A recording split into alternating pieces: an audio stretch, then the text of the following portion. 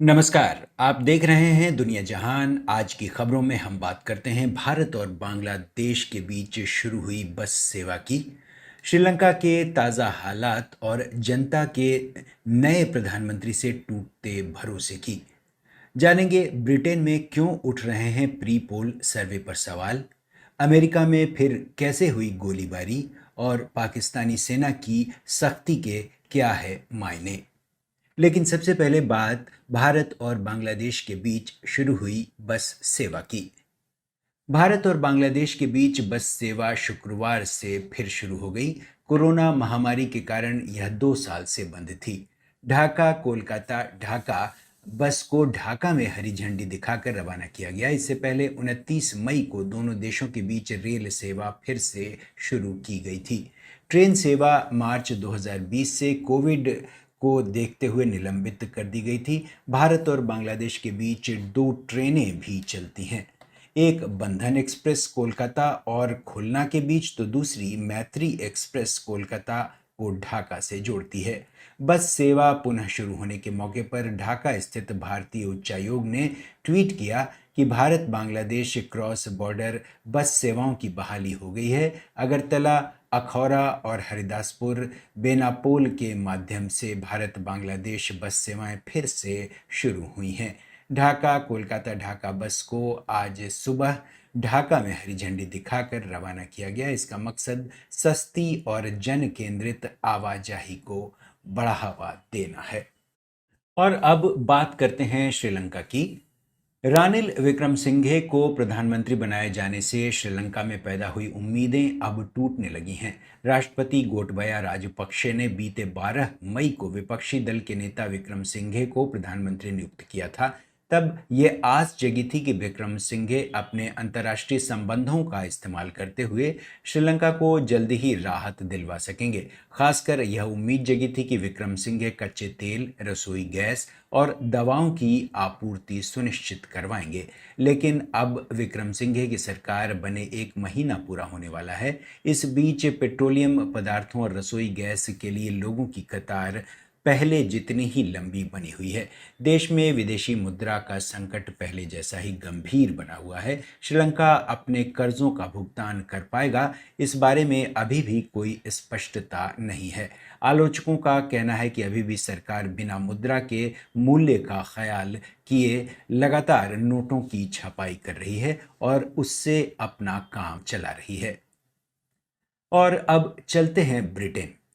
चुनाव पूर्व जनमत सर्वेक्षण करने वाली एजेंसियों की सैंपलिंग और अनुमान लगाने के तरीकों पर हाल के वर्षों में लगातार सवाल उठे हैं। लेकिन अब ब्रिटेन में हुए एक खुलासे से यह सवाल भी उठा है कि क्या ऐसी एजेंसियां जानबूझकर चुनावी नतीजों को प्रभावित करने के लिए गलत अनुमान बताती हैं। युगोव दुनिया की एक जानी मानी मार्केटिंग रिसर्च और डेटा एनालिटिक्स कंपनी है। ब्रिटेन स्थित यह कंपनी यूरोप, उत्तर अमेरिका, एशिया प्रशांत और पश्चिम एशिया में अपनी सेवाएं देती है। चुनाव पूर्व जनमत सर्वेक्षण इस कंपनी के प्रमुख कार्यों में से एक है। अब सामने आया है कि 2017 में ब्रिटेन के संसदीय चुनाव के समय यूगोव ने उसे प्राप्त हुए असली आंकड़ों को छिपाया। कंपनी के एक पूर्व वरिष्ठ कर्मचारी ने अब ये बात सार्वजनिक की है। यूगोव के पूर्व political research manager Chris Curtis ने बताया है कि 2017 में इस एजेंसी को जो असल आंकड़े प्राप्त हुए उससे लेबर पार्टी के पक्ष में माहौल का संकेत मिलता था, इसलिए कंपनी ने इस पर आधारित अपने अनुमान को दबा दिया। ब्रिटेन के बाद अब अमेरिका की बात, जहां एक बार फिर गोलीबारी ने 3 लोगों की जान ले ली।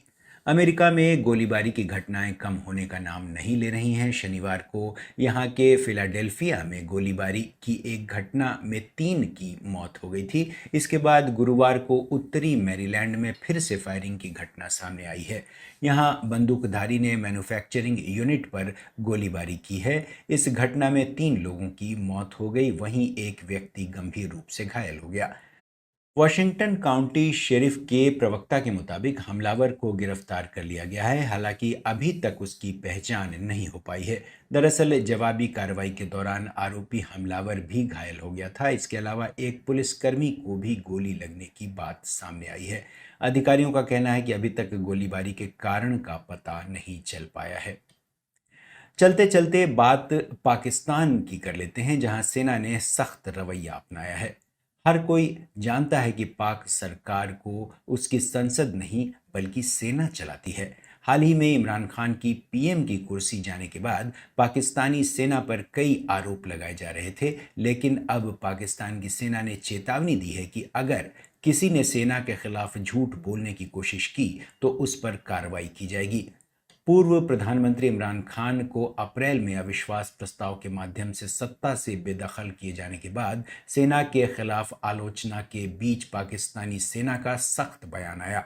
पाकिस्तान की सेना ने बयान जारी कर चेतावनी दी कि उसके पास सेना नेतृत्व के खिलाफ दुर्भावनापूर्ण आरोप लगाने और झूठ बोलने वाले लोगों के खिलाफ कानूनी कार्रवाई करने का अधिकार है। ताज़ा मामला एक पाक पत्रकार द्वारा सोशल मीडिया पर पोस्ट शेयर करने का है, जिसमें दावा किया गया कि पाकिस्तानी सेना ने इमरान खान को पाकिस्तान के प्रधानमंत्री के पद से हटाने में भूमिका निभाई थी। दुनिया जहान में आज के लिए फिलहाल इतना ही। नमस्कार।